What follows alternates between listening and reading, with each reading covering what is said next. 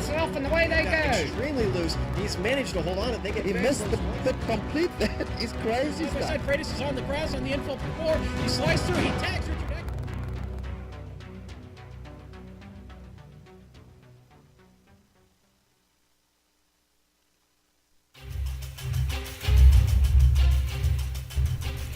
Hello and welcome to the American Sim Racing Camping World Truck Series. This is round 21 coming to you live from Phoenix International Raceway on the Global Sim Racing channel. Hi, I'm Samuel Ryman and with me in the booth is Evan Pasoko. Behind the scenes doing all the button pushing is Kevin Brown and our camera sets are provided by Dougie Beard.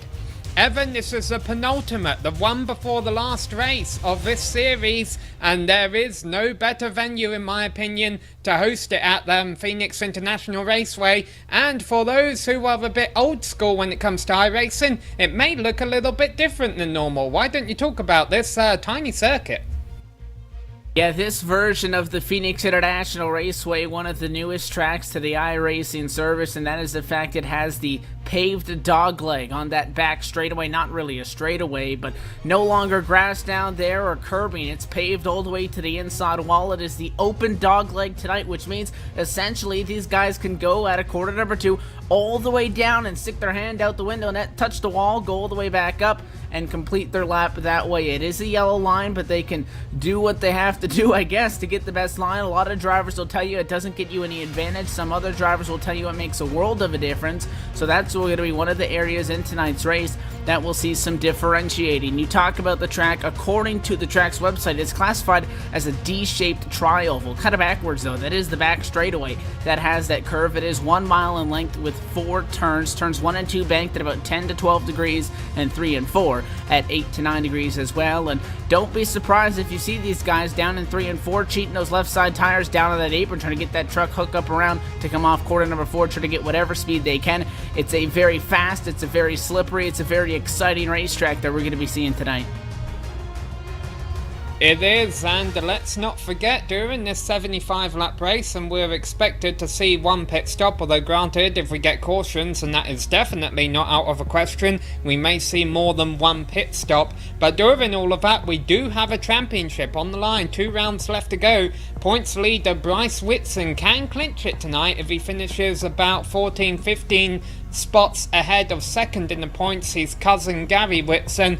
Honestly, all the rest in the chase there are pretty much out of contention, but Gary Whitson is coming off of a win last week, and he's going to have to repeat his performance if he wants any hope of clinching the title next week at Homestead, Evan.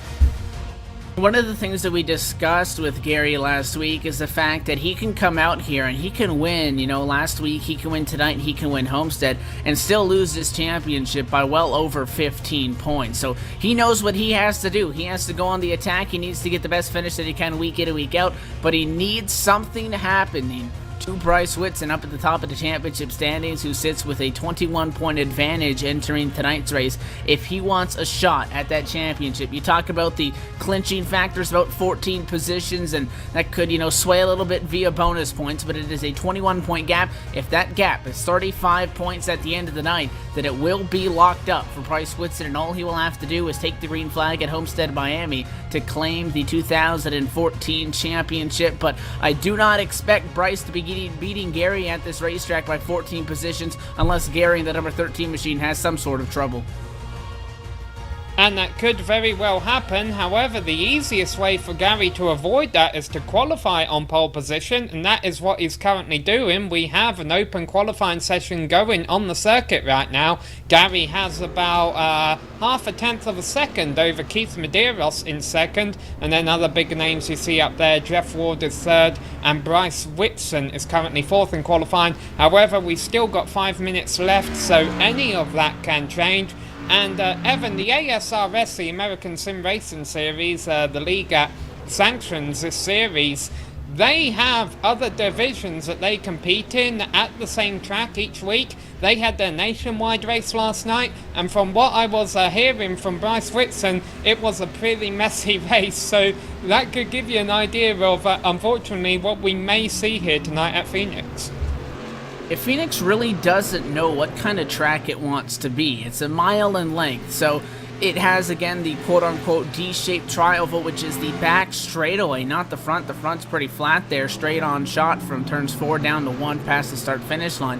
But you can essentially call this place a short track. I mean, there's a lot of room with limited space that the guys want to use of it. So you're going to see people get creative again, especially now factoring in that open dogleg down the back straightaway there. Things will get exciting. If you got to run on somebody, you don't have to restrict yourself up there. You can throw it down to the inside, and turn 3, I think, because of that, could definitely be one of the calamity corners, per se, in tonight's race. But we talk about the multiple series that the ASRS runs, and it is L. Bryce Whitson Jr. who enters tonight with the advantage by 21 points. He is also the championship standing leader at the current moment, also in the ASRS Herbalife Series, as well as the iRacing.com Pro Series for them as well. So L. Bryce Whitson, he's in 4 leagues here with ASRS, leading the championship in 3 of them. So that, I mean, obviously tell you that 00 machine comes to play every week, and he's a serious threat out there on the racetrack, doing a solid job at all tiers of racing.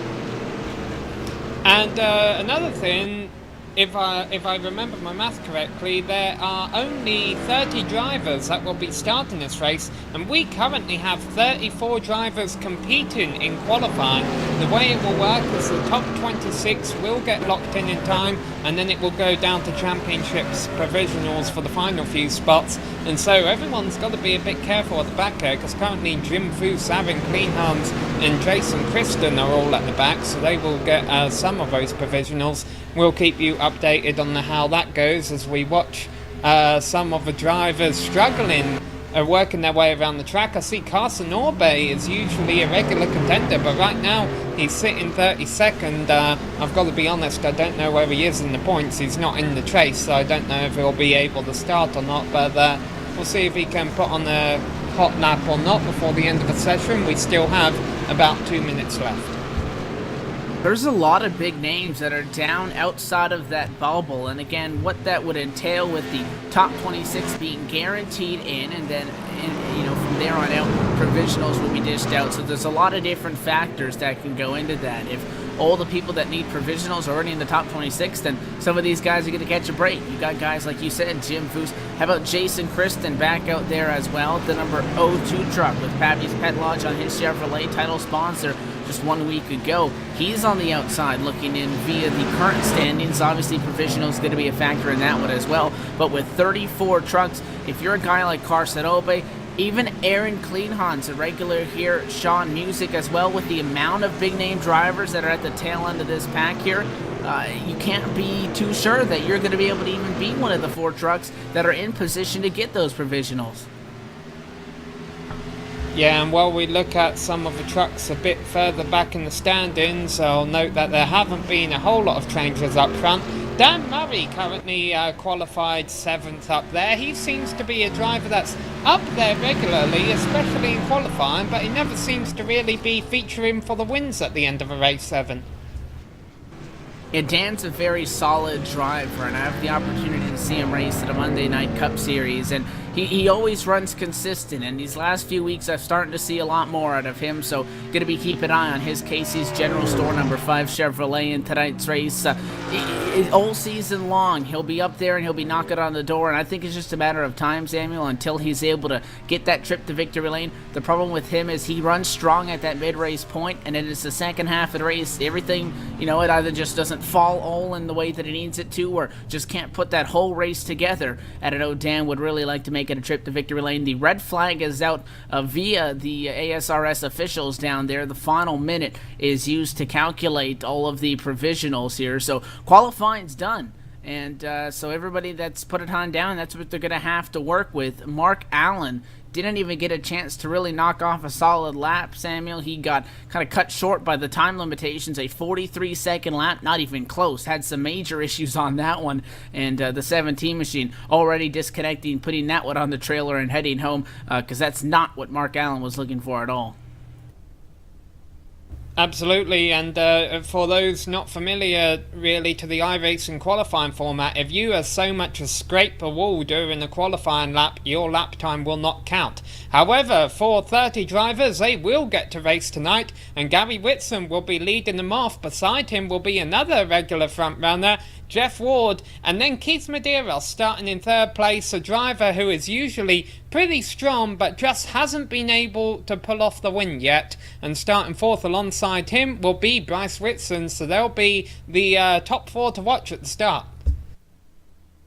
It's no surprise that these are the guys that are up at the front of the field here as we get set to take the grid. They've been strong all season long. It's an elite group of guys that are down in those 0.2 second range. Whitson, Ward, and Medeiros up top. Going to be contenders in tonight's race. And 75 laps at a 1 mile racetrack, really not the longest. So not really a lot of time to work with for these guys. 10th on back, so possibly pit strategy could come into play as well. Yeah, so we'll work through the rest of the qualifying order here. We have Adam Benefiel in 5th. He was strong in the middle portion of the season. Tim Johnston, who's a chase driver, sitting in 5th in the points right now, so he might be looking for a couple more spots before the end of the season. He'll be starting 6th. Dan Murray, aforementioned, will be starting 7th. Jared Haggerty got involved in a little bit of controversy last week, but he's back and qualified in a strong 8th position. And Cody Gibson and Ricky Hardin round out the top 10. 11th position going to belong to the number 9 Steel Horse Racing entry. That's Steve Ritter. Bo McGuire alongside him going to be starting P12. 13th to John A. Martin into number 87 machine. And Shane Stanley Iyer going to be into position number 14. 15th inside on that next row going to be Skip Witt. Tommy Ryan one more back in 16th position. Tanner Sharp going to be starting in 17th. 18th position will belong to Adam Blattle. Matt Howell going to be starting 19th. And Alex Bates will round out the top 20. Yeah, and we've been getting word that Jason Kristen has been having some wheel issues, so we'll certainly keep an eye on that. You really don't want your steering wheel to stop working. Anyhow, Nick DiPalmo is in 21st, Benny Ellison is 22nd, Dan Winter, Steve Puhala, 23rd and 24th, and David Gibson and Jason Swan round out the 26th that made it in on time. Now I'm looking at the back of the field here to see who else is starting.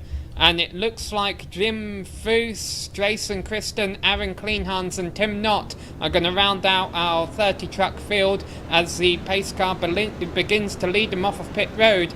Meanwhile, there have been some drivers who have been given an end of longest line penalty. Jason Kristen, Bo McGuire, Nick DiPalmo and Jared Haggerty.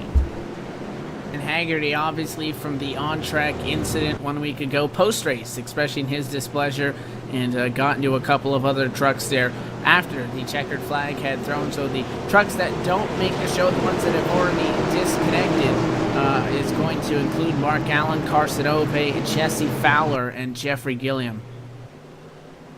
And pace car is already off. We are about ready to go racing, and Gary Whitson is on the gas quickly. He really wants this win. We are green, we are racing here at Phoenix, and Gary Whitson has a huge lead over Keith Medeiros in second.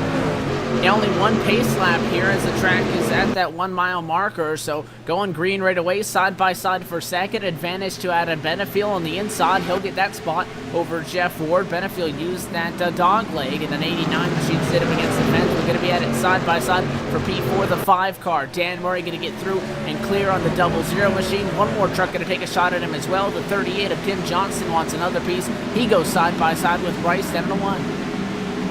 Gary Whitson exactly where he needs to be up front, but as you say, the action is back here in the battle for 6 right now, and we already see trucks on the second lap beginning to use the dogleg to try and give them a little bit of an advantage. It's not much, but a little's all you need. And Tim Johnson is going to try and clear Bryce Whitson, and Bryce, he really can't run that hard this early in the race. If he crashes, he could finish as far back as 30th, and if Gary wins the race, that would change the points lead. That was real tight when they got down into 3 and 4. 38 was trying to get back to the gas, and that truck was just pushing like a dump truck up the hill. And with the 00 pinching him down, it is an aggressive move by Bryce to be able to assure that he gets the position out of that. But again, very risky in the regards that if the 38 pushed up just a little bit more, got sideways, he would have taken that 00 Chevrolet of Bryce right with him up into the outside retaining wall. But Bryce driving aggressive as he feels he needs to do. He sits P6 right now on the racetrack. It looks like the majority of our leaders starting a single file. Going to go at it side by side. The 07 of Cody Gibson to the inside. He's trying to pick up a spot. Tim Johnston going to lose P7 to that number 07 car. 15 took a look. That is Ricky Hardin as they continue the battle in 3 and 4. Ricky Arden has moved up about a spot since the start. He currently runs in 9th. He started in 10th. Meanwhile, I have noticed Jared Haggerty actually started from his 8th spot start position. Maybe he thought there'd be 2 pace laps. But meanwhile, we got a battle for the lead going on. Keith Medeiros in the Monster Energy truck was taking a look on the inside of Gary Whitson. He didn't do anything about it, but he's certainly letting him know he's there. Keith Medeiros hasn't had a win all season. He's looking to change that tonight. Takes the truck nose to the inside. He'll give himself the position 13. Going to stick the hand out the window and let him go. And that is going to be our first change for the lead here tonight. Lap 6 down into quarter number 1. Put Keith Medeiros, the number 65 Monster Energy Chevrolet, to the top spot. And Gary let him go there, braked early, allowed the 65 truck to get through on the inside, and almost braked too early to the fact that Adam Benefield nearly tried to make a move in a roll speed dynamics machine to the inside as well. Adam was unable to do so, sits third right now, but the top 3 really closely knit together, only 3/10 separate them the last time by the stripe as they try to pull a little bit of a gap in the rest of the field. 4th place truck of Jeff Ward still within a second of them, but from 5th on back, you're looking at 2+ seconds. Never count Jeff Ward out, that's for sure. We've learned that the hard way in the past. But yeah, Keith Medeiros really putting it on right now. And Gary Whitson was very lucky to hold on to 2nd position because Adam Benefield certainly got close. And Gary Whitson really, I think, needs to be going for the win tonight if he wants to go for these points. But even though this is a fixed setup series, so really there shouldn't be any difference in the handling of the trucks. It looks like Gary's struggling a little bit more than Adam Benefield. I wouldn't be surprised if we see a change for 2nd very soon here. Yeah, Adam tried to set him up. Looks like he went a little bit high down at a 3. He tried to back up the corner a little bit to get a run coming off of 4 and was unable to get the run that he wanted. But you see he's there. The 13 let the 65 go. So I wouldn't be surprised if you see Gary try and just pull out of the way, let Adam Benefield go. You do not want to be blocking somebody here, and the 82 get impatient, move you out of the way when you have a championship on the line. It's best to just give up that spot, but Gary started this race off real strong, and he definitely appears to be the slow sideways off the corner. He nearly gets the wall. Benefield goes low to avoid him, and just like that, Benefield going to be going through, and now we got more trouble. That's caution. Oh, a couple cars on the front straightaway. The 8 of Skip Witt, he's in the wall. We're still wrecking as some of these guys trying to shoot a gap here on these trucks that are stalled on the front straightaway, and got involved in it, but it looks like it all starts with Skip Witt, a self-spin coming off the corner. And was that Matt Howell who hit him really hard? Because Matt Howell is smoking right now. And as you say, though, there were definitely more trucks involved in the accordion effect after that. Skip Witt with damage, Matt Howell is smoking. I saw Aaron Cleanhans had front fender damage. And it's a shame because we had all 30 trucks still running on the lead lap up until that point. Adam Blattle took a huge hit, and the 8 machine was pretty much straight on the racetrack, facing the wrong direction. Blattle tried to go to the high side, and the 8 machine, not sure if he had just not locked up the brakes yet, or that car was just finishing a rotation. Does appear that he had the brakes locked, and that rear end rotated around. Blattle got a huge hit from that one. Innocent victim. That's a Steel Horse Race hit entry. And then you said it, the 111, Matt Howell, just right into him. Nowhere to go, and it looks like Cleanhans may have gotten some minor damage on that one. And then the 30 truck is the one that really went flying in there. That Shane Stanley Iyer came, they were stopped, and he tried to pass about 6 trucks there with the ARCA brakes coming off of 4 and got himself some damage from that. There's a development going on here in that Keith Medeiros is really one of the only leaders that has stayed out on the track while the rest has came into the pits. I will mention that Shane Stanley I think that's his first start with the series. I could tell he was kind of racing conservative early on. Meanwhile, Gary Whitson is not going to win this race off pit road. In fact, he's going to lose about 4 spots there to Jeff Ward, Jared Haggerty, Adam Benefield and John Martin. But the other big thing here, Evan, is that Bryce Whitson stayed out. In his position, does he really want to be gambling like this? Well, he set the precedent when he was pinching on lap 3. He knows that the championship is still well up in the air. He knows the caliber of a driver that his cousin Gary is, who the challenger for the championship is going to be. And he feels that his best decision here is to be aggressive with it. The top two stayed out, or who are going to become the top two: Keith Medeiros, L. Bryce Whitson Jr. Then you're going to have all these guys that are rolling off the pit lane. Looks like John Martin coming off of pit road as well. He came in for right side tires only in the number 87 truck. So there's a strategy call from that machine as well. So we got guys up front with no tires. We got one truck with appearing to be two. And then right behind him, another fast truck that you always have to pay attention to, Adam Benefield, who as it sits right now would be restarting in the 4th position, took 4 tires, and everybody else behind him taking 4 as well. So all different forms of the strategy. None 2 and 4 are going to be represented on this next ensuing restart. I'm just trying to go back a bit here. It looks like we went 9 or 10 laps before the first caution came out. I hate to say it, but I'm beginning to have this sad feeling that may be the longest green flag run of the race. I could be very wrong, but let's put it this way. I have a feeling in that dogleg on the backstretch on what lap are they just starting right now? They're starting lap 14 now. I have a feeling, because you see the pace car lights are out, that when they come to this dogleg through lap 15, you're going to see all of that tarmac being used. Especially those with the 4 tires that think they need to go right away. They're going to be going down to the fence, and maybe not as much now, but if we get a caution down, 10 to go, I would not want to be anybody that's going to stay up high, because you may just get cross-checked into the outside wall when those trucks come flying back up from using all of that dogleg. So we'll have to find out. It's going to be a lap 15 restart for now. Race leader Keith Medeiros as he leads the field behind the pace car in the 3 and 4. Keith Medeiros in first position, as he was at Lucas Oil Raceway for most of the race until he decided to come in and pit, started at the back of the field, got caught up in the crash. So maybe that's why he wants to stay out here today and see if there's enough cautions, if he can take it to the end. He's back on the gas quickly, already pulled away. Is that an illegal lane change before the start? We'll wait and see if he gets black flag for that. Meanwhile, the battle is on for third between Adam Benefield on the high side and John Martin on the low. Yeah, race control, he was definitely up to the high side before the start-finish line. That's a big no-no, and that is all down to the race officials on how they want to call that. It appears the top 5 single-filed out, going at it for 7th. Dan Murray on the outside, he's going to be able to hold off the 57 of Jared Haggerty for the moment, side-by-side behind him. 13 out of 9 going at it, and now it is Dan Murray, who was just playing defense, going to go to the offensive. To the inside on the 89. 3 wide as the 87 overdrove the corner, and it is going to be the 89 car who checks up with the 87 who overdrove the corner. That's John Martin, and the 89 who was in the middle there, that blue Monster Energy Yeti on the side of that Chevrolet as well. The one that tried to back out of it, but he had a truck on his back bumper, and that almost got ugly.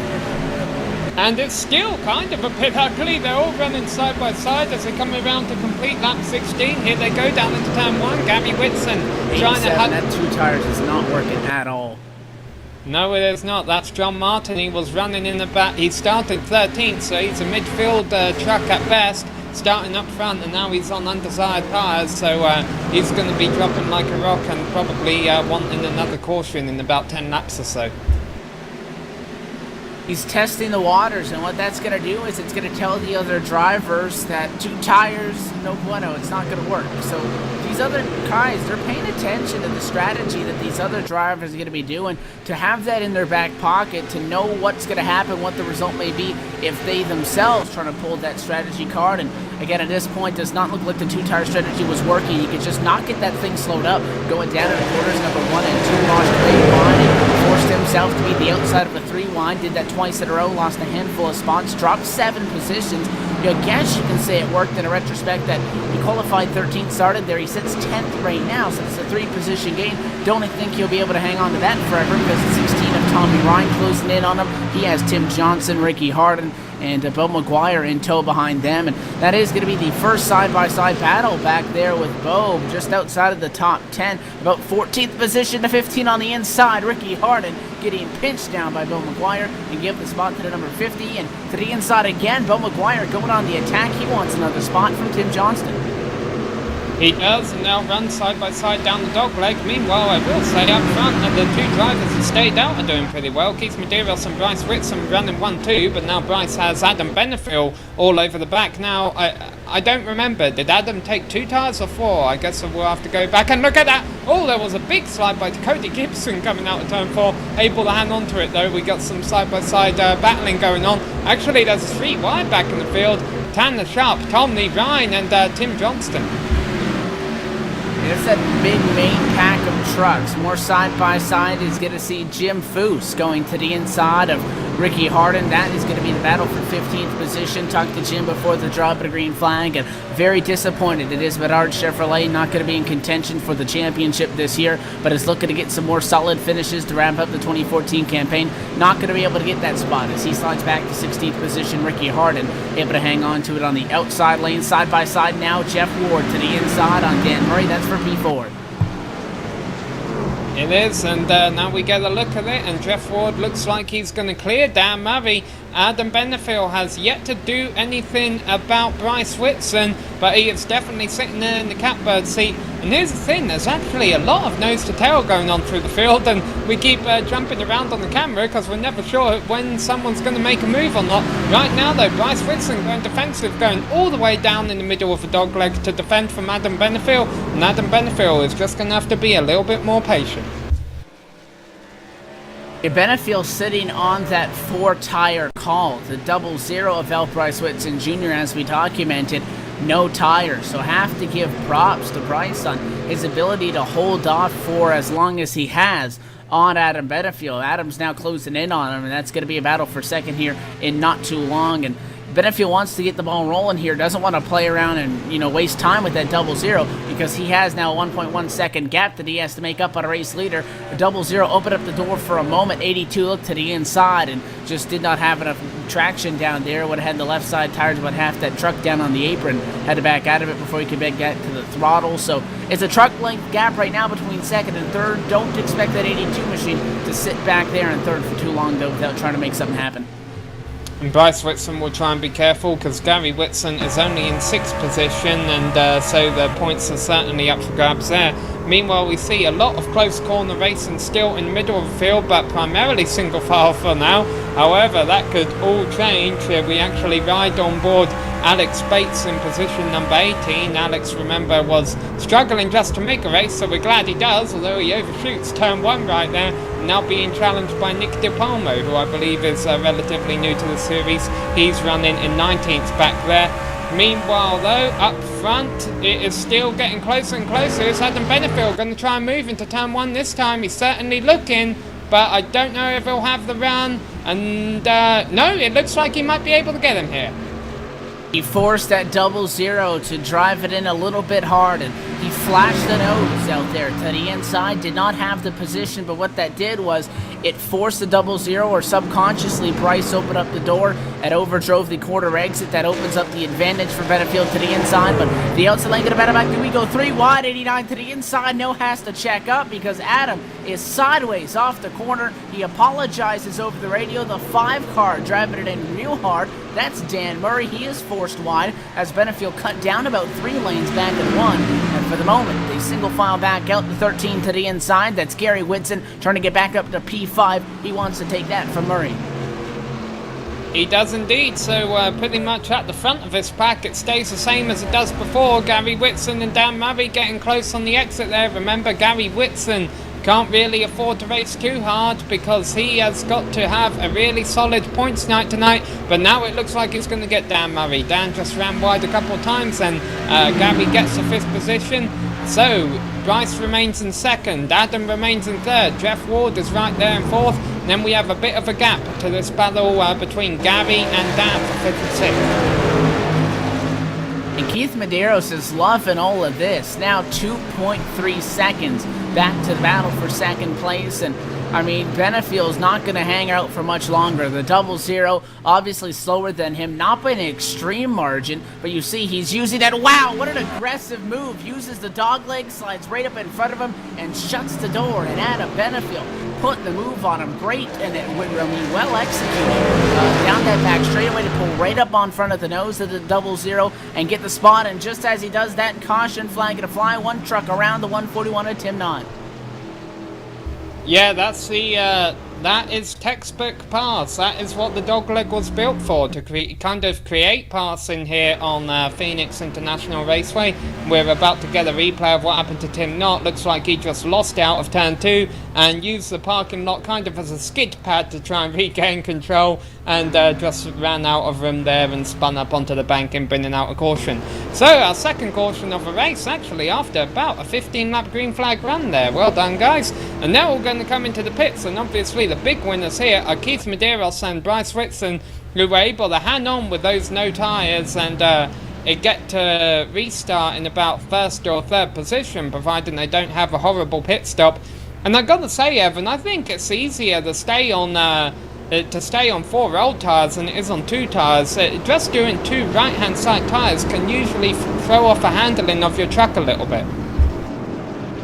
And this is going to be a very telling point in the race, because just now approaching, and the green flag probably going to be coming out right at that halfway point, the lap 35-36 mark or so, as the leaders bring it down pit road. Looks like everybody going to be bringing it down for service this time, down to the pit lane speed of 45 miles an hour. There is nobody that has stayed out, and how about the fact that 27 trucks still on the lead lap. One of the trucks that's going to stay out is Adam Blattle. He's a lap down truck, so he's going to want to get some time back and obviously get a wave around. But Medeiros is into his stall. We're going to be looking for service down on this end of pit road, where it's a progressive left-hand curve on the inside of corners number 1 and 2. Right side's up, left side's going to go up as well. Does anybody have anything to challenge? 4 tires off, no problem. Battle for second, going to go to the 15. Ricky Hardin entered pit road in 14th, a 2-tire call.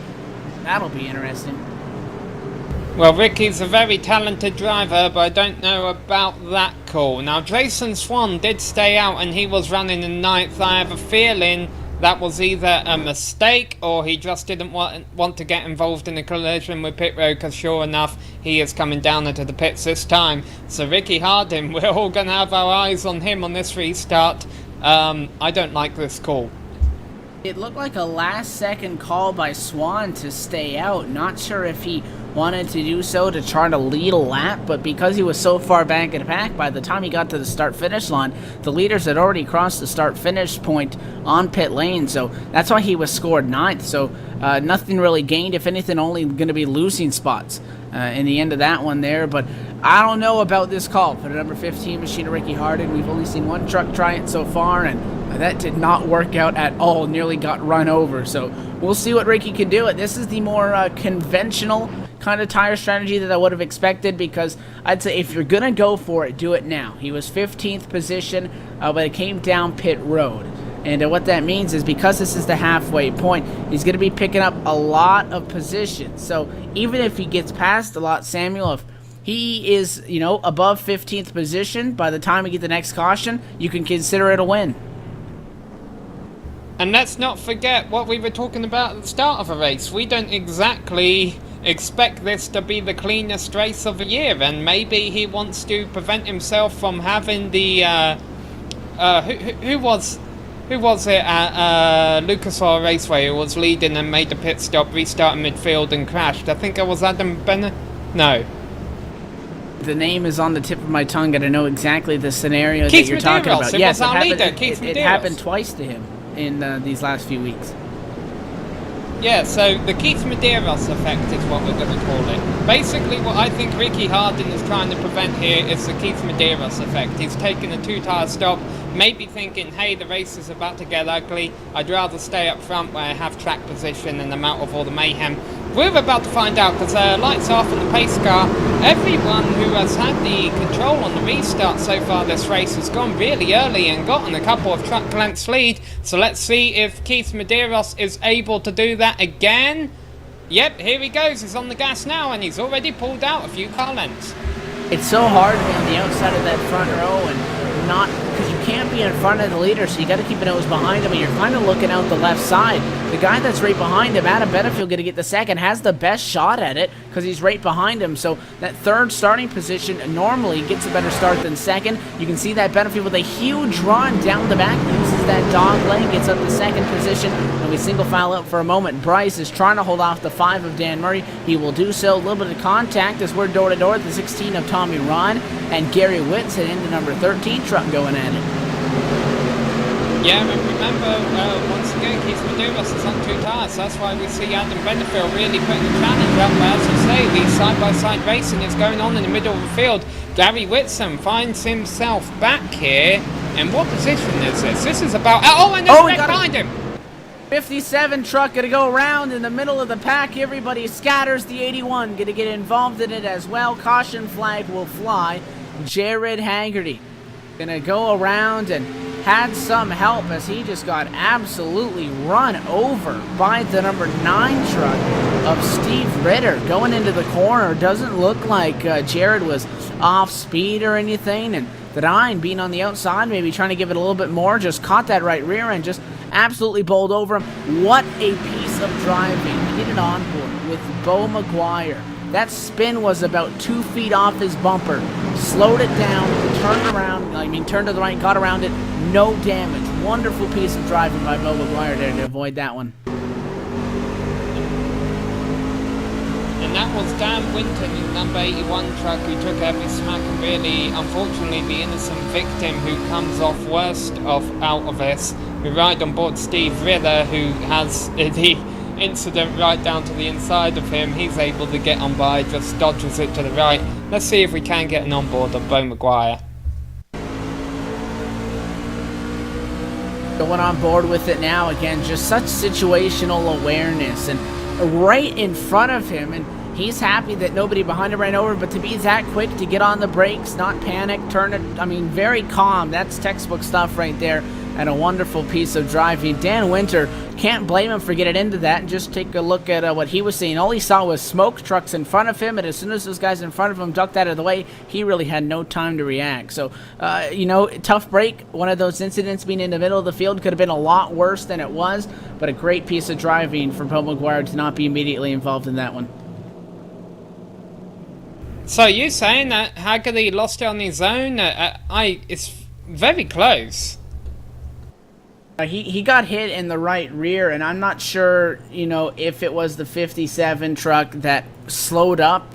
I was trying to take a look at the speed of him compared to the trucks around him. It didn't look like there was, a lot of these situations, what you will see is a checkup mid-pack or something like that. I will say that the 57 and the 9 got real close when they were battling side by side down at a quarter number 1. Not sure if that's any sort of history there, but the 57 went down into the corner. I think it's just the case of the fact that he slid up off that yellow line just a little bit. The 9 truck on the outside, being the longer way around, could give it a little bit more gas, and definitely made contact, split him out from the right rear there. But again, not sure if it was the 9 overdriving it, the 57 checking up. Did not see any big checkup from Haggerty, but nonetheless, he ends up on pit road, and not a good deal either way for him.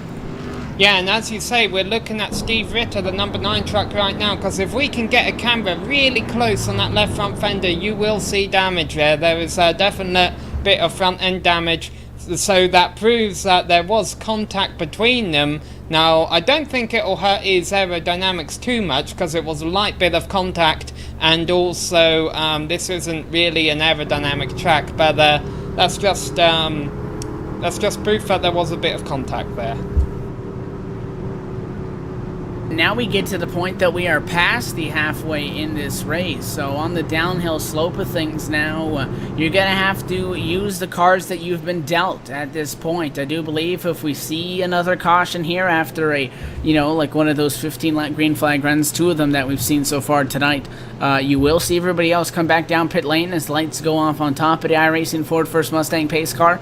But you're pretty much going to have to work with it. Don't think you want to be playing any 2-tire strategy from this point on. The 15 machine just wants to make it to one more stop, get back on cycle, and then be able to try to do something with that truck. Keith Medeiros on 2 tires, Adam Benefield on 4, I think that's correct. And Ricky Hardin, we definitely know, is on 2 tires. So we'll wait and see what happens here. Keith Medeiros gets a good restart. And let's see if they can get single file behind him. Yes, there. Adam Benefield goes down to the inside. Oh, and Gary Whitson's in the wall. Big championship implications. This has pretty much put him out of contention. Wow. We talked about it going into the race. The fact that with such a large field, the fact that something like this could happen, and the 13 jumped down to the inside, and it's the 07 truck behind him. Cody Gibson gets into the back of him. You know, don't think he was expecting the number 13 to get in front of him and slam the brakes. I think you almost have to put the blame on that to the 13, and it's going to be one of those situations where each driver's going to disagree, but I mean, Cody Gibson really does not expect the truck to come in front of him and immediately slam the brakes, and huge mess. The 9 car goes into the wall with the 13 with heavy damage. Interesting to hear that maybe the 13 and the 07 may have, you know, found each other earlier in the race, Samuel, because Gary queued up at a radio said, "Are we even now?" So not sure if that implies that they had some history. Nonetheless, he is down pit road, and we talked about the fact that Bryce is not going to secure the championship tonight unless something happens to Gary. Well, he's down on pit road. That Sudoku Chevrolet destroyed. Gary sitting P5 right now. That truck looking like it just rolled out of the shop. Well, let's see, because his truck could still run if he gets it back out on the track. Well, he's lost the lead lap already, because Yeah. he's getting his damage fixed. So even if he can get back out there, Sam, we actually have a lot of trucks still on the lead lap, and I know you made a comment on that earlier in the race. He rolls off pit road right now. Truck's not going to be back to 100%. He's lost the lead lap. I don't think that's going to work out too well for him at this point. That's going to cycle him back to about 26th. Again, words from our director on his opinions of the truck. So 30 trucks started this race. Matt Howe and Adam Blattle are out, as is Dan Winter. I mean, even for this to work, it would have to be a wreck fest for the rest of the race. Meanwhile, we only have one of our big main leaders coming into the pits. This looks like a big mistake by Adam Benefield. He's going to come down, and what he may be hoping here is that if we get a caution later on in the race, the fact that it would give him the track position back, but then he'd be on older tires. Not sure if Adam was thinking everybody else would come down with him. It was an interesting scenario. As he comes into his stall, I want to see what kind of, you know, tires and that he's going to go with before I make a comment on the situation on this. 82 is going to come down, right side tires up. Looks like he's going to go for 4 tires. So 4 tire stop for Adam Benefield, but the intriguing part about this is before he ducked down off the pit lane, he was second. The biggest fear as a leader is that you stay out, everybody else pits, or you pit, everybody else stays out. Benefield was hoping that he would bring everybody else back down pit road with him. That did not happen, and he's actually going to be the one getting the short end of the straw. Not looking good. He does have a fast truck, but I don't think he'll have enough time, just under 30 laps to get back through about 20 plus trucks. Yeah, it's going to be very interesting because saying that, track position is certainly paying off for Ricky Hardin right now with all these cautions. He is still currently there in second, so we'll give a rundown through the top 5. Keith Medeiros, Ricky Hardin, Jeff Ward, Bryce Whitson and Tommy Ryan are your top 5. Meanwhile, Gary Whitson is about outside the top 25. Let's put it this way, if a race ended right now, Bryce Whitson would be your champion. But we still have half a race to go. The lights are off on the pace car, and Keith Medeiros will have control of the field again. That one's going to be debated for a while, but like you said, still just about 50% of this race still left in the tank. It is going to be 29 laps to go. This time by the start-finish line, Keith Medeiros, after starting in third, got to the race lead in the opening stages. He's led it all the way so far. We'll see how far he can be able to hang on to it and how Ricky Hardin does. Again, still working that strategy. He'll restart P2. Here comes the Ford Mustang pace car down pit road that gives Keith Medeiros control of the field. Ricky Hardin trying to get the best jump he can, but it's so hard to do from that outside line. No wheel spin though, they're all going smoothly. The battle's on for second, while Keith Medeiros walking away with the lead right now. Battle's going to be for P2, the 89 car. To the inside, that's Jeff Ward. You see how aggressive Medeiros is down that dog leg. Ward is going to be able to pull clear to number 15 of Ricky Harden. Harden goes back to the inside, really throwing it in there on entry, all the way got up to the left rear. He's sideways off the corner. That's going to open up the door for Bryce. No, Bryce didn't quite get the run I was expecting out of him. He'll stay P4 at the stripe. Never count Jeff Ward out. That's something we've learned through these past few races, and he is not far from taking the lead. Meanwhile, we've got a truck here in the top 5 that's blinking a lot. That's Benny Allison, who I think has used strategy to get up there, because he started 22nd, but right now he's having some connection issues, and that may be throwing the trucks off that are currently behind him. 85 machines right behind him. That's Aaron Cleanhans. Cleanhans has got some damage so far in tonight's race. Got mixed up with a couple of other people's messes, and he got a little bit of damage from those. But Jeff Ward has gone to second. Spin that! Big mess. Alex Bates. And yeah, like you say, he slid up, and Gary Whitson's involved in this again too. When it's not your night, it's not your night. And it's going to start again when they go into quarter number 1. He looks like he had some assistance. The 50 truck over the radio apologizing for that one. And yeah, I think he tried to force a hole that may not have been there. And to the inside he went, and it was the 45 that went up. And oh, Gary Whitson getting collected, as you said, in that one again. Now heavy smoke pouring from the Sunoco Chevrolet. You really hate to see that for Gary, but at this point, I think this championship pretty much going to be decided after a string of bad luck, excluding last week's race for Gary in this chase for the championship. You know, you hate to see that, and like I said, when it's not your night, it's not your night, and it seems whatever you do, you're going to get collected in those incidents, and it's frustrating, and it's coming at the worst possible time for him and that team. Perhaps he should change his number. Meanwhile, having a bit of a development at the front of the field, more drivers coming into the pits. Bryce Whitson, last week's winner, Tommy Ryan, Benny Allison, who we saw falling through the field. They've came in from the top 10, and we got some followers in behind them. I don't like that call from the 00. He's got to come in for tires at some point, but if we see this string of caution flags end this race, I mean, it's very easy to see these cautions breed cautions, you know, and they take up about 4 or 5 laps apiece, get a handful of these back-to-back. This race is done. This is going to put Bryce right back in the middle of the pack, that calamity zone that we've seen in the race. That 00 is going to have to watch himself here, because he's going to be in that hornet's nest where things have been getting pretty crazy these last few laps. I don't know about that one. It'd be close. I would almost say at this point it's about a top 10 or not bet, because Gary Whitson is going to finish around 25th, because it's going to be difficult for him to get that truck back out on track. At best, he might finish 22nd, somewhere around this. If Bryce Whitson can finish in the top 10, I think he can lock out the points tonight. If he finishes anywhere between 10th and 20th, it'll probably go down to Homestead, although granted, Bryce will probably go in with quite an advantage. Yeah, with the 14 points is the magic number that he would need to pick up on Gary here tonight. So if we assume that the 25 truck is going to finish there, rather the 25th position, he actually gains a spot, as another truck will lose another lap. That's Alex Bates. So Gary's holding on that maybe he could hope that a couple more trucks fall out of this. If things get pretty crazy here, he may be able to, you know, sneak up into those higher teen positions. Well, we'll have to see how crazy it gets. Keith Medeiros currently leads, Jeff Ward is in second, and Ricky Harden still hanging strong there in third.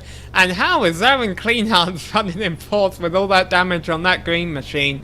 I mean, he's a trace driver, and, you know, he's not always up front, but he always seems to be up front at a particular point during the race. He's always willing to change up the strategy a little bit.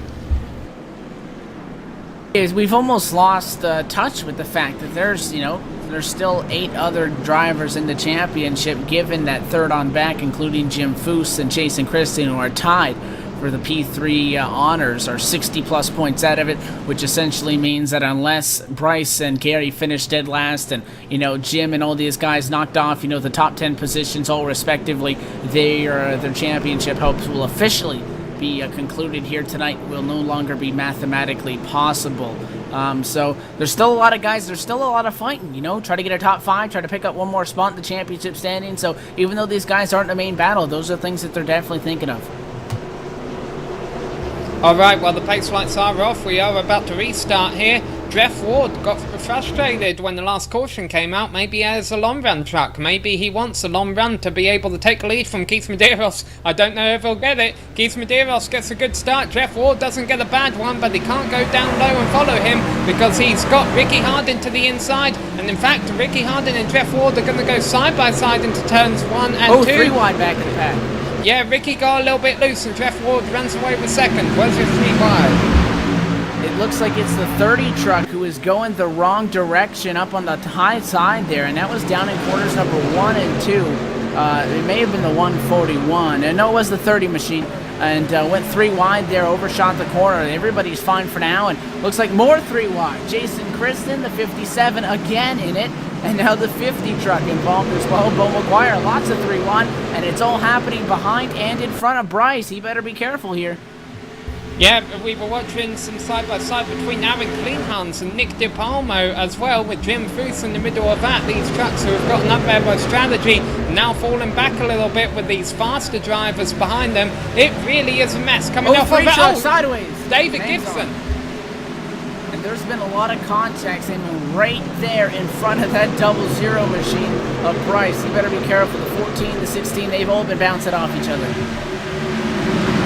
Meanwhile, you're not missing anything up front, so we'll keep an eye on all this going on right in the middle, all the way towards the back of the field. So like you say, Bryce Whitson is going to have to be careful. I'm watching the side-by-side between Jason Swan and Tommy Ryan right now.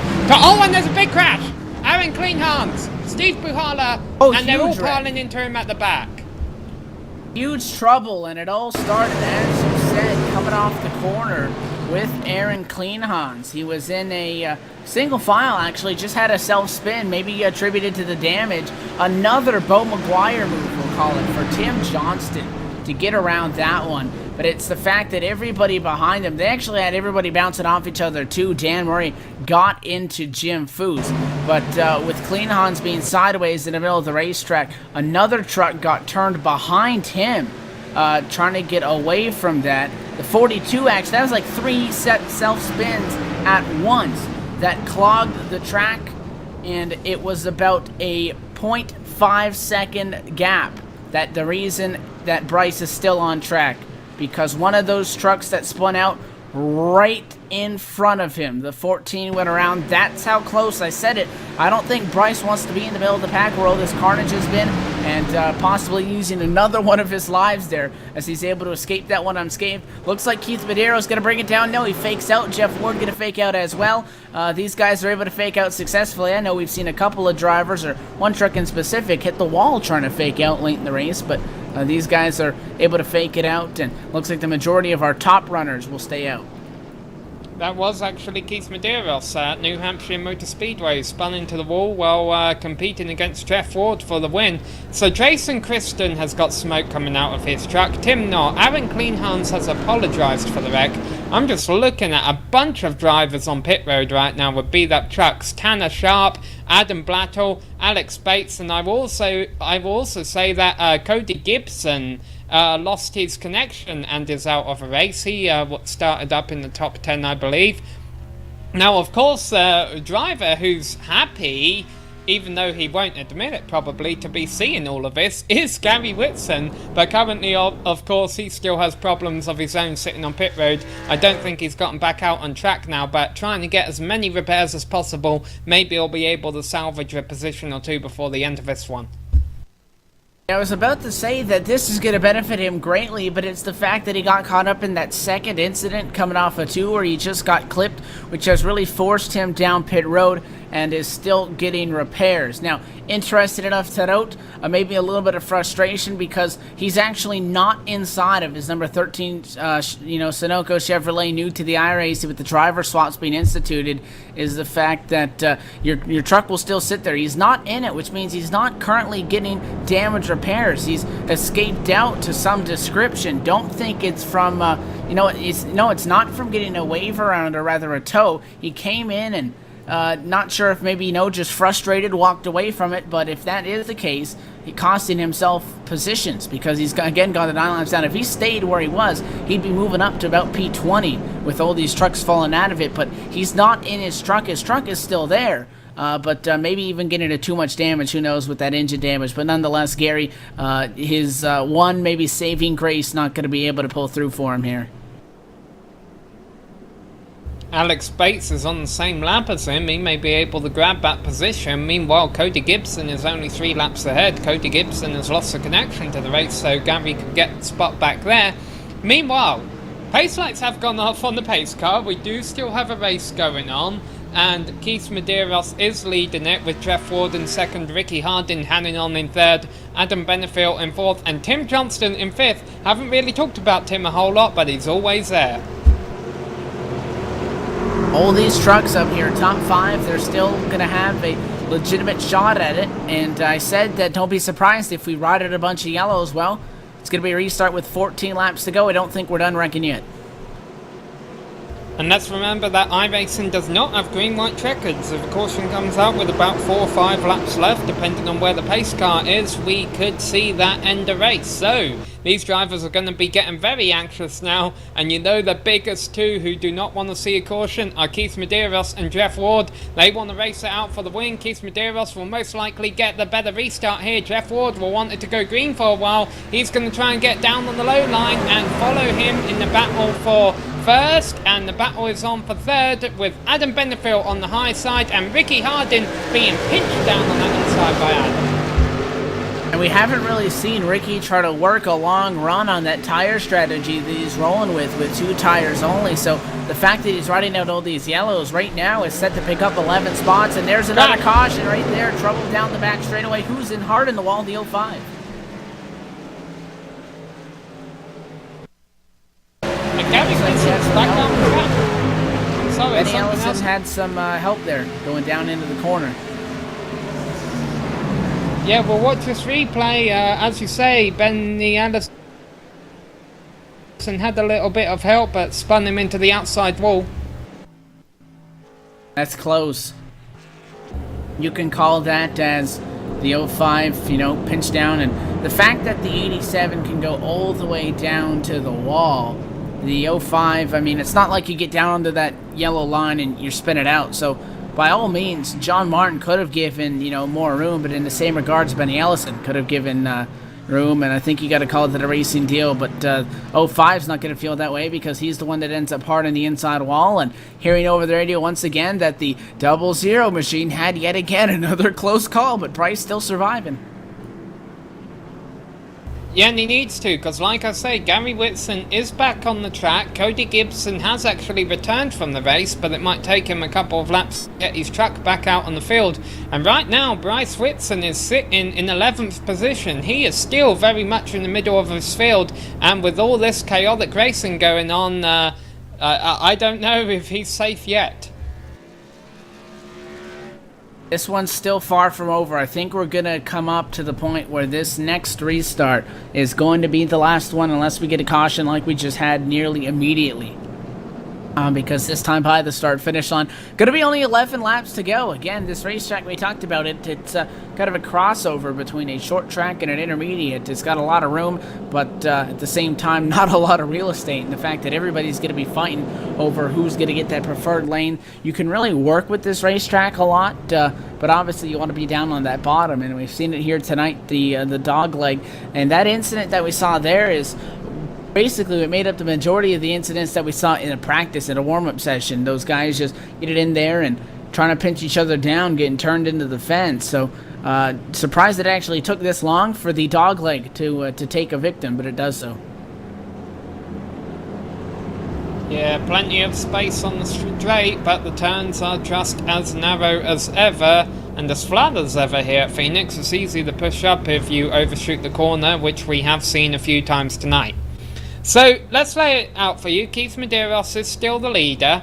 He has been getting good restarts. I don't think he's quite as fast as Jeff Ward, but he is determined. I don't believe he has actually won a race before, putting a bit of heat in his tyres right now. Keith Medeiros wants this win, and Jeff Ward in second behind him has certainly proven in the past that he has the ability and the talent to get the job done, as has Adam Benefield there in third. There was about a 3-race streak in a row in the middle of the season, I think, where Adam Benefield and Jeff Ward pretty much won every race. They're getting double file now.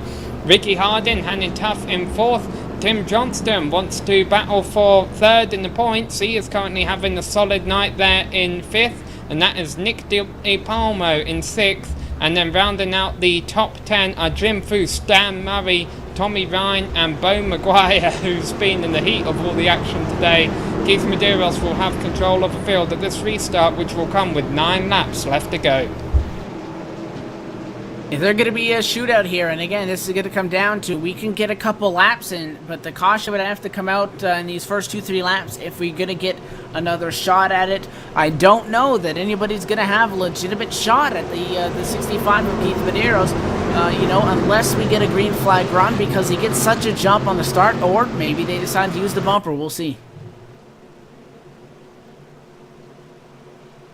Cody Gibson is back on track, but Gary Whitson has gone on by him for 24th position. But here goes the battle for first position. Pace car is off. Keith Medeiros pulls away. Can Jeff Ward clear Adam Benefield? These two have had battles before. They're on for second. Look at them, really tight behind in the middle of the field. And Adam Benefield may pull away with second here.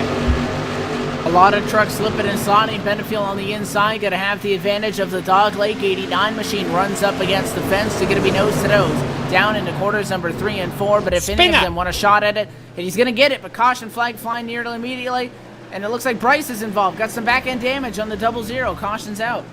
Oh, and 14's hitting the 3 car after the yellow. It was Tommy Ryan, I think, who kicked it all off. And it looked like, God, there's so many close calls, Samuel, down the back. You can blame it on the 16 for trying to come down. You can blame it on the 57 for riding a truck length off the yellow line. Again, I think you just had to say it's a racing deal. And the 00 maybe using up all of his mulligans, because he's been in the middle of a ton of these incidents and finally is going to get involved in one of them. Not nearly as severe as the 13 did receive. But Bryce is going to be shuffled back to 15th position. And the way it looks right now with Gary in 24th, don't think that would give him the guaranteed championship. No, I'm pretty sure it definitely won't, because Aaron Kleinhans, granted, has actually just retired from the race. He was running on the lead lap. I believe Cody Gibson has just lost the connection again. I think Skip Witt is going to get the lucky dog, which will put 18 trucks back on the lead lap. If Bryce gets wrecked on the final restart and can't make up any positions, he may finish 18th, and that's only going to be 6 spots ahead of Gary Whitson. That's the difference between finishing 2nd and 8th. You know, it's really not a whole lot. So yeah, it may have looked like when Gary Whitson crashed heading into turn 1 in the middle of the race that the championship was over, but it very well may not be the case, although granted, it's going to be a tough call for Gary at Homestead. Yeah, although there's going to be a pretty big uphill climb rolling forward into this one. It's racing. Anything's possible if there's a mathematical shot. This race still undecided at this point. Who knows what can happen here? I said that it was going to be Gary who would be the beneficiary of all these trucks dropping out in these latter stages, and that's the way it's rolling.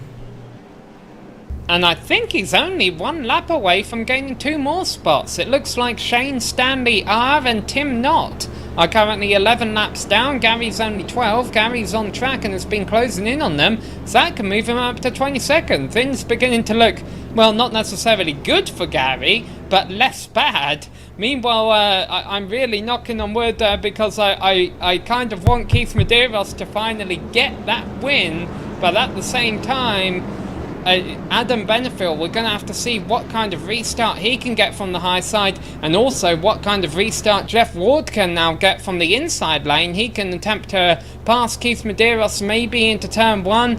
It could be a 3-way shootout, if not maybe even more trucks involved at the end of this. Keith Medeiros has dominated tonight, but it's not the first time we've seen that, and so far this season it has never ended with him in victory lane.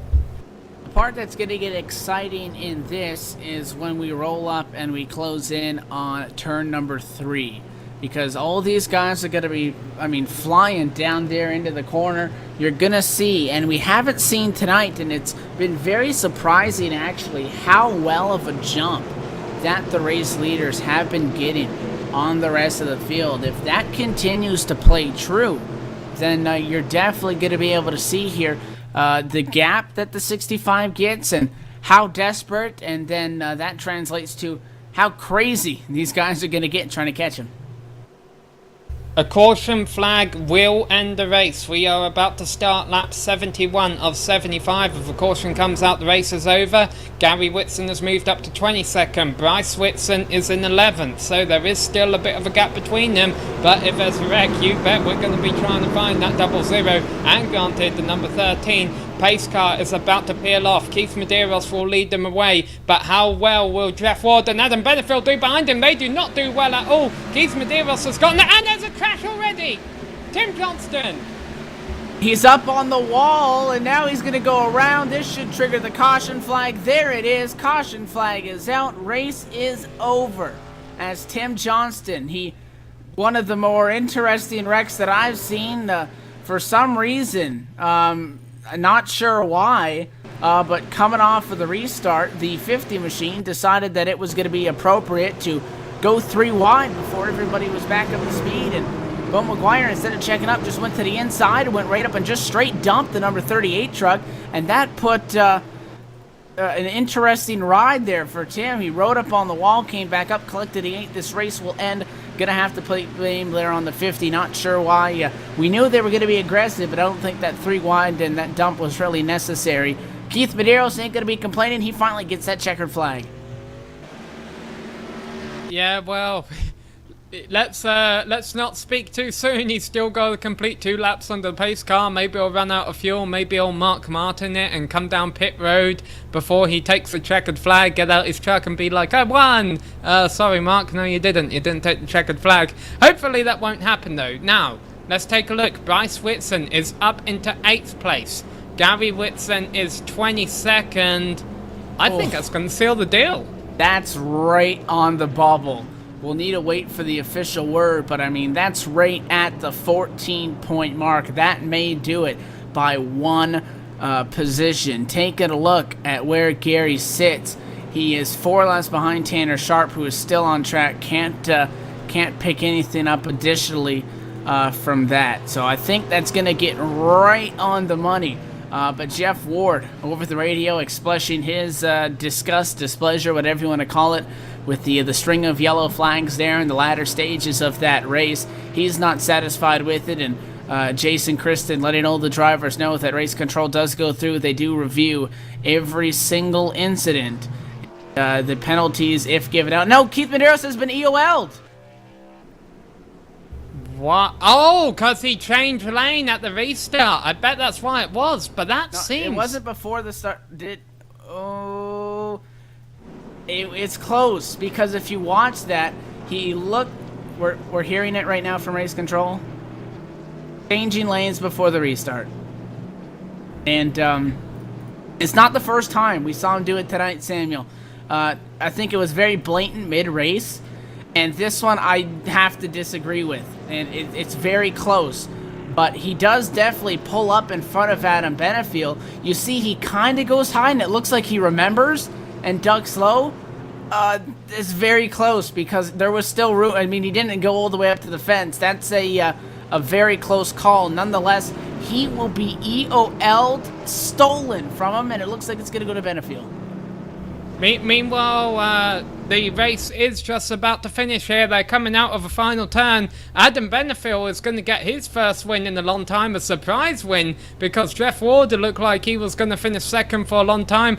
So congrats, Adam Benefield, but I have a feeling this isn't over yet, because if I was Keith Medeiros, honestly, take a checkered flag under the pace car, take the win, and if they want to disqualify you, let them do it after the race.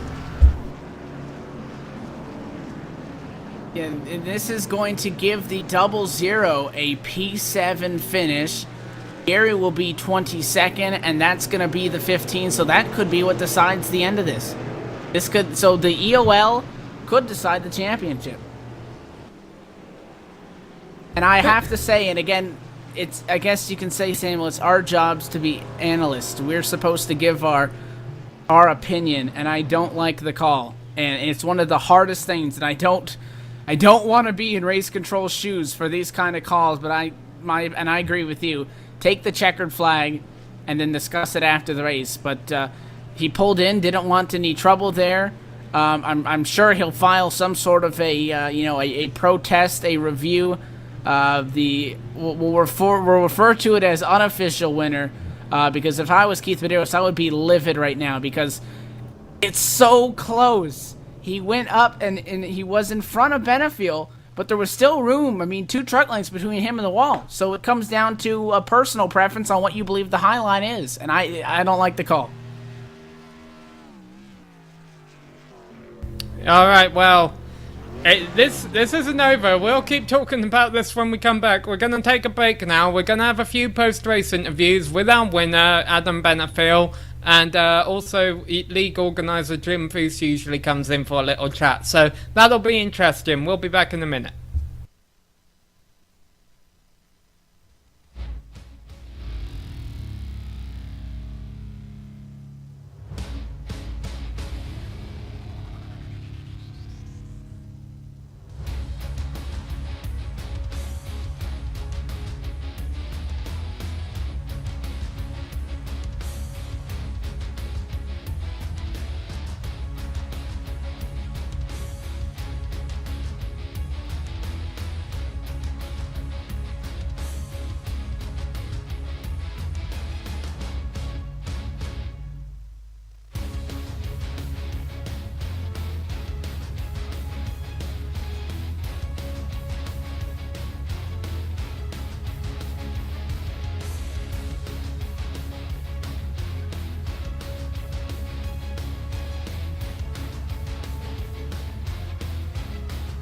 Thank you.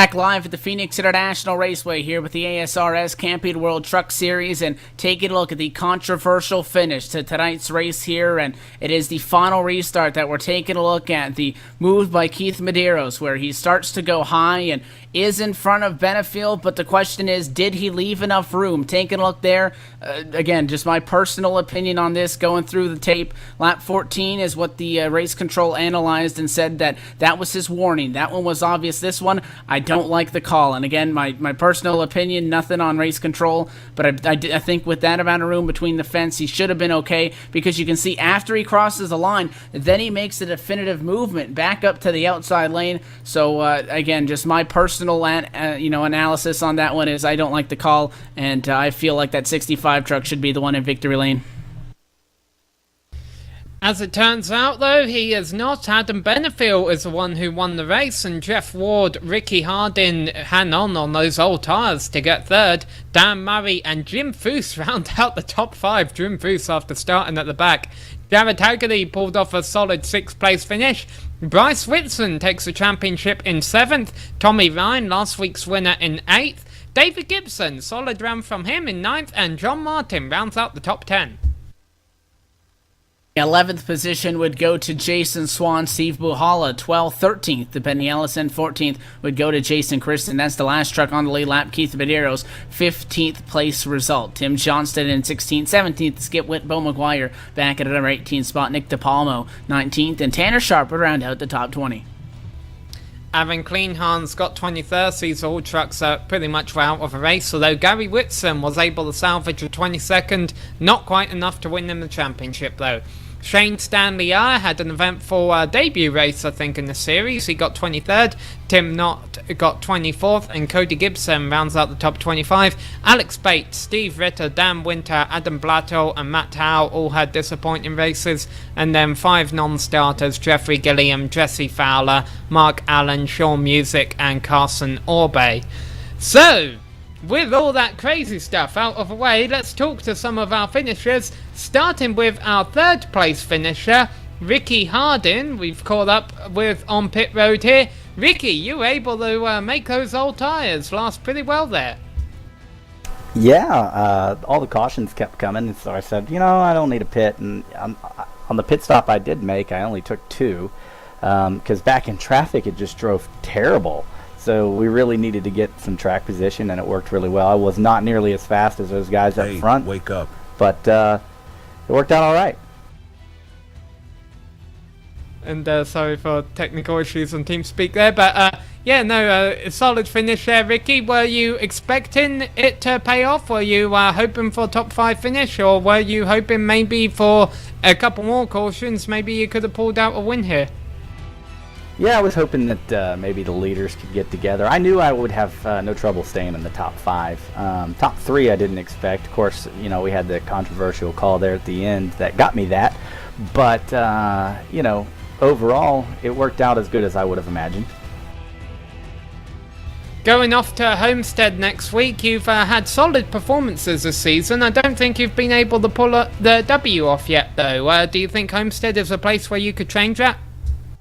Well, I got 1 win at Michigan, but other than that... Sorry, I forgot about that. But other than that, I've had all top 5s with the exception of 2 DNFs, and that was when my internet connection was really messing up. But I think I can probably pull another top 5. It's not a very solid track for me. And the format here in this league, we run half a tank of fuel, and it doesn't suit my driving style because it makes the trucks very, very tight. So we'll see. I'll work on it and try to do better.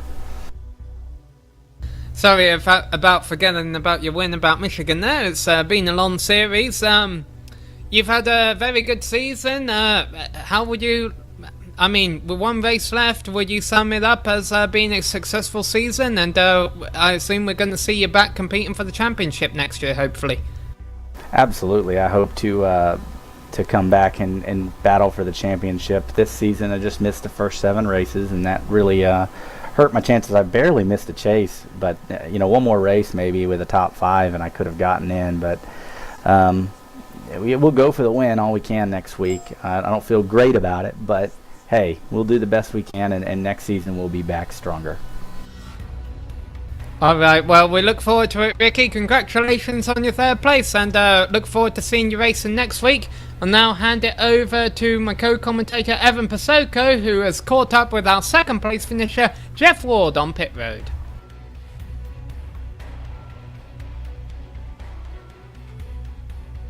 And we're down on pit road. We've caught up with our second place finisher, Jeff Ward. Jeff going to get the one position bump up via the EOL there on one-time race leader Keith Medeiros. It's going to be a second place result for you. And you expressed a couple of times that you weren't happy with the way the end of the race went down. Was it just frustrating, or did you feel that maybe if you had a long run that you would have been able to put it in victory lane? Yeah, Evan, I felt like the first part of the race was, pretty fun and was able to get up there and do some battling, but as the race wore on there, it's just so many cautions that wasn't really able to get in a groove and get up there and try to challenge Keith. I'd get to his bumper like that. A couple restarts there before the end, I got to his bumper, and then another caution right when I was getting in a groove there. So it was just disappointing that we never got a chance to have a long enough run to get up there and battle with him. And but he was really strong. I mean, I know he got an EOL there at the end for I believe you have to check with the admins, but I think it was switching, multiple warnings about switching lanes before the start finish line. So, but he can definitely take away that he had probably the strongest truck here tonight. How was your race, through and through? It was an interesting one, like we said at the end there. You sat on pole position, qualified second, finished second, and there was a lot of beating and banging out there. How do you like this new configuration of Phoenix? How did it play into your driving style? It's just like Ricky says, really tight for me ever since this new build. I was running pretty good there before the build, and then the past two races I can't get a hold of it. Tonight was a little better, and I'm starting to get used to it, but it's definitely a challenge trying to control a truck that tight. But second place, man, we'll take it. We'll take it every time. Not being one of the championship, drivers battling for that actually nobody is now, as Endis locked up at it tonight. Going to be looking for one more checkered flag before the 2014 campaign comes to a close. How confident are you in Homestead, Miami? I like the track. I know it's kind of multi-grooved. You can run the bottom and then sometimes the top once the tires start to wear. So I think it's kind of fits my style a little bit, and I look forward to going to Homestead. Hopefully we can close it out with a victory out there and rebound from some of this bad luck. Before we let you get back to the team, Jeff, sponsors and shout-outs, everybody who makes it happen week in and week out for your team. I definitely got to thank American Sim Racing. I've had a blast out here with these guys, and I'd like to thank Yeti Coolers, which is on my truck tonight. I love those coolers, even though they're expensive. And just the family and friends, man. All right, well, congratulations on another solid finish at a great truck overall for you tonight, Jeff. Good luck rolling into Homestead. We'll be looking for you out front. Thanks, Evan. Thanks, guys. That is it down here from pit row with our second place finisher, Jeff Ward, and it was looking like a P2 result, but he's now your winner. Samuel, you've caught up in victory lane with tonight's race winner, Adam Benefiel. Yeah, Adam Benefiel, it's been a couple of rounds, but you've made it back to victory lane. Not quite the way I'm sure that you wanted to get there, but win's a win. Yeah, I mean, I hate to see what happened to the 65, but it was gone over in the driver's meeting. I've had about 3 of them taken away from me like that, but hate to see it, but man, a W is a W. You gotta take them as you can get them. But it was a fun night, driving through the field. It was definitely elbows up kind of night.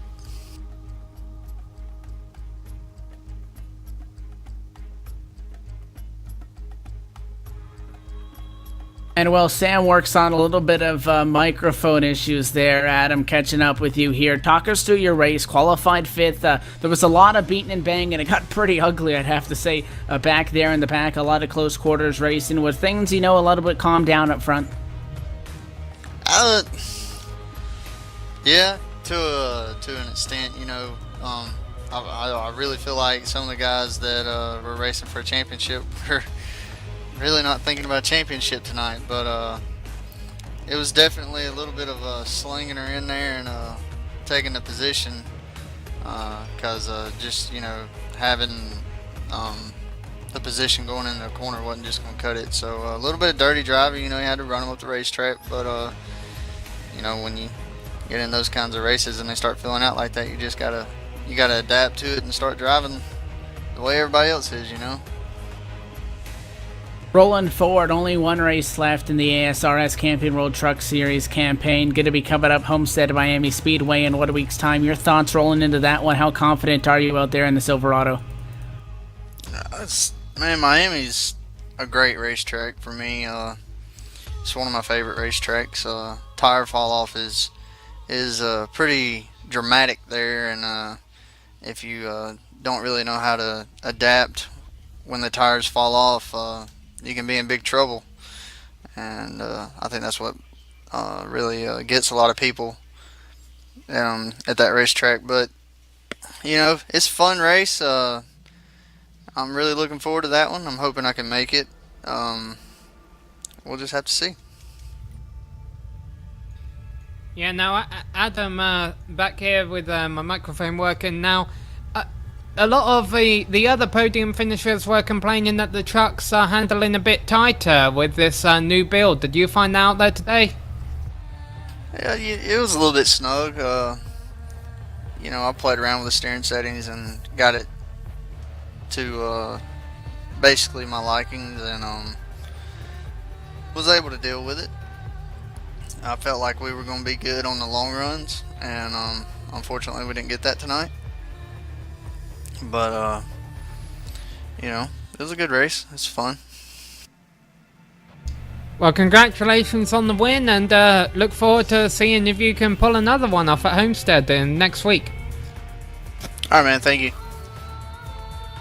So that was your race winner, Adam Benefield, but he is not the only victor tonight. We now have a new champion, and Evan has caught up with him.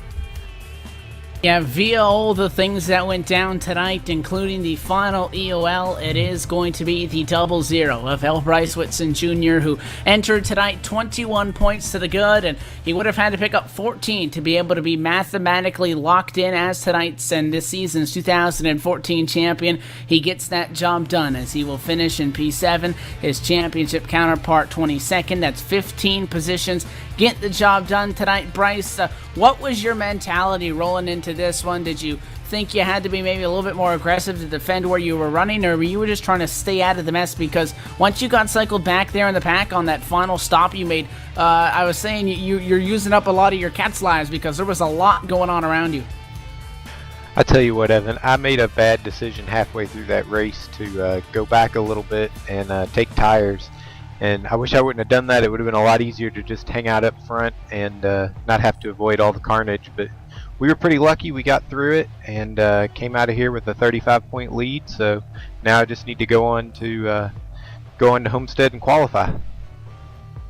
What would it mean for you? And obviously, as long as you take the green flag, this is going to be wrapped up and you will be the 2014 victor. But what does it mean for you with the amount of talent and the large fields that we see week in and week out to be able to call yourself a champion in a series prestigious as such? I'll tell you what, Evan, this series is great. We have some of the best drivers out there, and it means a lot to come out here and do what I've done. I'll say I haven't been the fastest truck on any given week, but we've been fairly consistent and kept ourselves out of trouble, and that's what got it for us.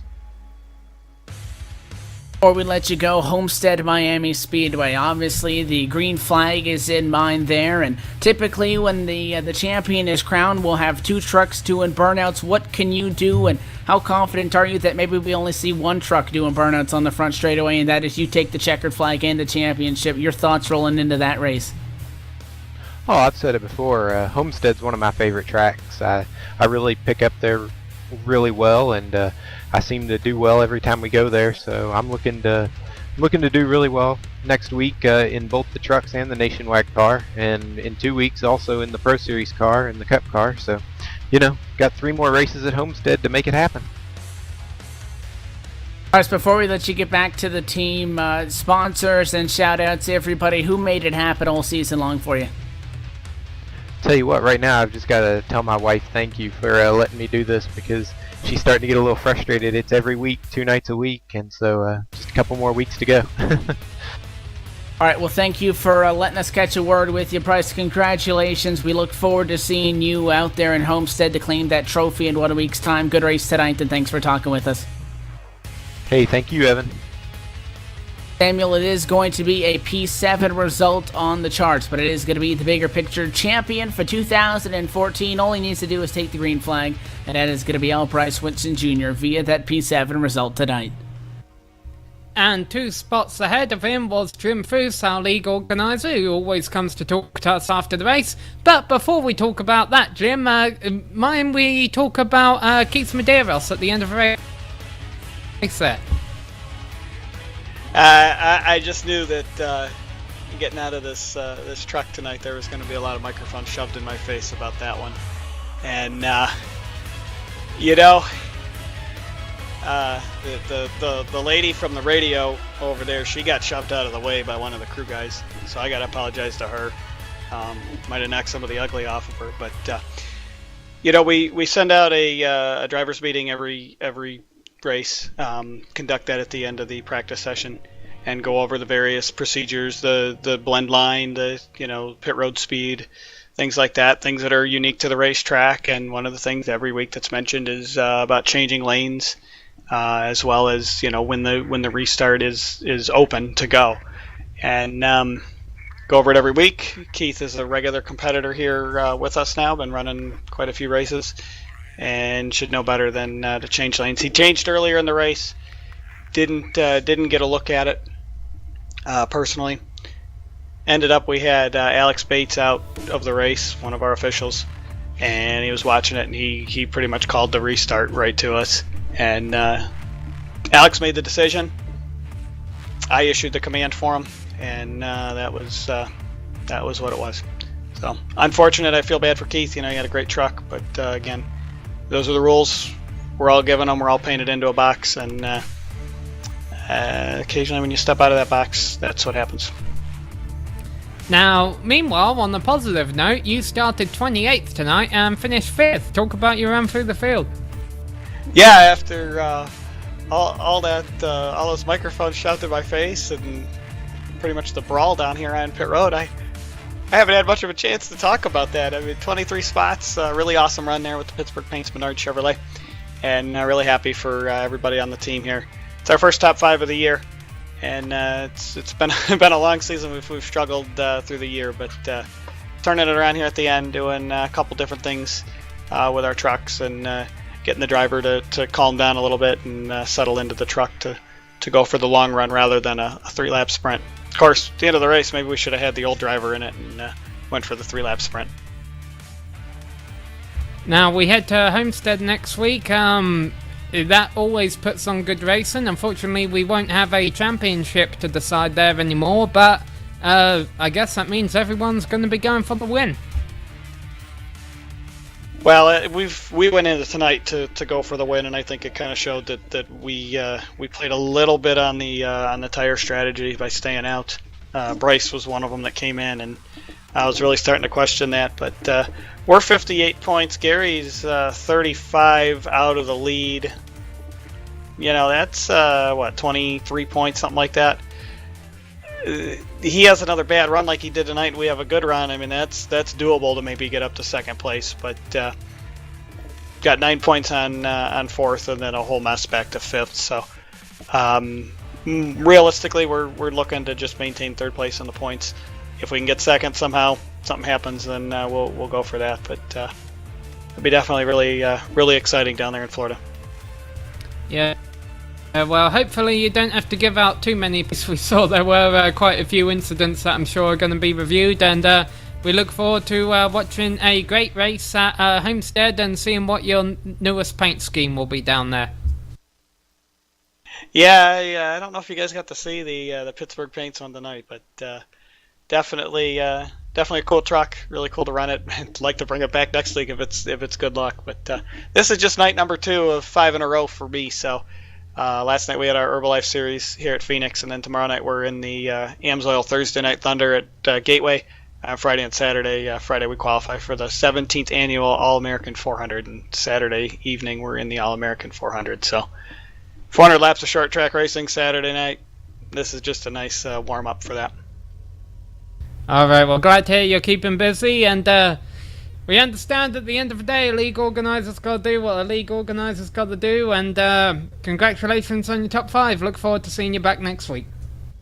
Thanks, guys.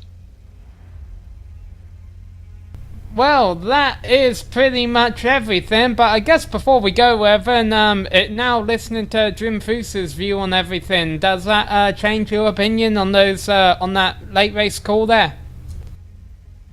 And I'll say it again, being race control is the hardest job out here, because you have to make the tough calls. And again, what race control continues to refer to is lap 14, very clearly changing lanes. That's the warning that they say. And I mean, I'm taking a look still at this from as many angles as I can, and I'm looking at it that at the start-finish line, that there is enough room, and Benefiel, if you're looking straight on at the nose of those trucks, Benefiel is next to him and he's not in front of him. So to me, that says that he's not in the outside lane if he's not in front of the trucks that are still on the outside of the start-finish line. He's a lot higher than everybody else. Still don't like the call, but at the end of the day, as you said, race officials got to do what race officials got to do. And, you know, it's really unfortunate for Medeiros in that game. And again, it's not a rip on any of the the ASRS officials here. It's a tough call, and it's very easy to go either way. At the end of the day, you got to feel for Keith Medeiros. It was going to be a feel-good win to see him finally get the trip to victory lane. Good to see Adam get some more success for another checkered flag for him at Roll Speed Dynamics team. But you got to feel for Keith fighting so hard all race, and he's going to walk away 15th, which is not what he deserved tonight. Well, I said I should have knocked on wood when I jinxed him there, but I really thought the only thing was going to stop him was running out of fuel or doing a Mark Martin. I didn't quite think he would get disqualified while running under caution.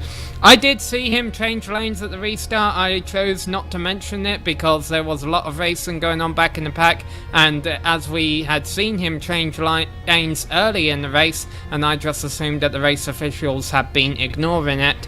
Obviously, that turned out to not be the case. Anyhow, talking about the race officials, we would like to thank Jim Foos and the rest of the organisers of this league for making this race happen. It was a bit of an eventful one, probably one of the more controversial ones that we've had on the Global Sim Racing channel, but it was a good race nonetheless. We would also like to thank the makers of the various software and hardware that help make this stream possible: iRacing.com, XSplit, Audio Technica, and Ava Media. Thanks to the team today, Kevin Brown and Evan Pasoko. If you'd like to find out more about GSRC, you can find it at www.globalsimracingchannel.com, along with archived races, race highlights, and upcoming race broadcasts. We're also on Twitter at GSR Channel and Facebook at facebook.com/globalsimracingchannel. So join in on the discussion. Tell us what you thought of that controversial call at the end of the race. A big thanks to Dougie Beard for creating the camera sets that you saw during this broadcast, and a special thank you to Eric Ekholm, who provides us with much of our music. You can find it not only here at GSRC, but on TV commercials, movie trailers, iTunes, and Spotify. If you like the music, tell Eric where you heard it at ericekholm.com. Our next race in the series will be the ASRS Camping World Truck Series finale at Homestead Miami Speedway next week at 9 PM Eastern Time on Wednesday, November 12th, and everyone will be going for the win in that race. We also will be doing some World Cup broadcasts this weekend, so be sure to check that out. Until then, race clean, race hard, and we'll see you on the track.